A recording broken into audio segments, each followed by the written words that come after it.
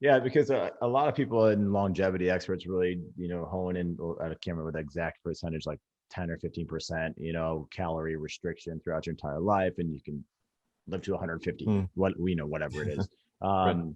So what would you say about that, of just having complete calorie restriction throughout your entire life? Because then we're not going to be able to add enough muscle tissue, and we get older, we fall, we break a hip, and then you get Yeah. a cascading of events. So what would be the rebuttal for people, for you? I mean, I know that you like adding muscle tissue and eating, and having protein and all that sort of stuff. So which I want to get into that, but what would be the rebuttal to living in a constant calorie restriction? Yeah, well, it has its own like benefits and the downsides. So, theoretically, you would maybe see like you would like slow down the process of your biological aging if you restrict your calories for the rest of your life.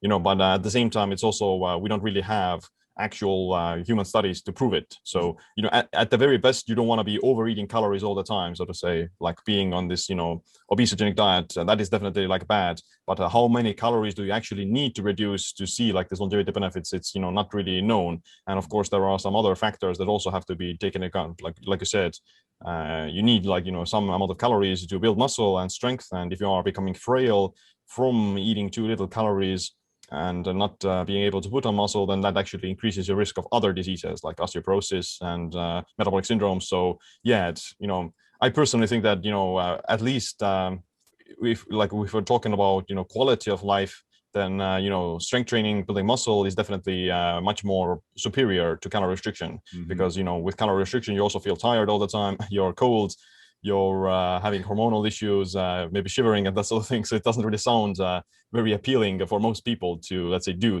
If you tell them that you need to be eating 30 or 20% less calories for the rest Right. of life, then they don't really want to hear about it. And chances are they're gonna, binge more often than not and kind of break the cycle. So I think, yeah, like at the very best, you don't want to be overeating and getting fat and getting obese, and maintaining somewhat of a calorie deficit every once in a while, maybe on some days, and cutting down for summer. That's already gonna probably give you the majority of results. Mm. Yeah, interesting. Because I think there's a term that they throw around called sarcopenic obesity, right? Where you start Hmm. losing that muscle tissue and you become more frail. So Yeah. let's say we're looking at, obviously living in a calorie deprivation. I mean, I eat 4 to sometimes 5, 6,000 calories a day. So it doesn't sound great for me. But I've done things like I've done a 5 day complete water fast where I had some coffee and green tea Hmm. and electrolytes, or time restricted feeding or intermittent fasting, whatever terminology you want to put behind it. Is there anything where we can still get those benefits of the calorie restriction with still maybe closing down the feeding window? What have you found?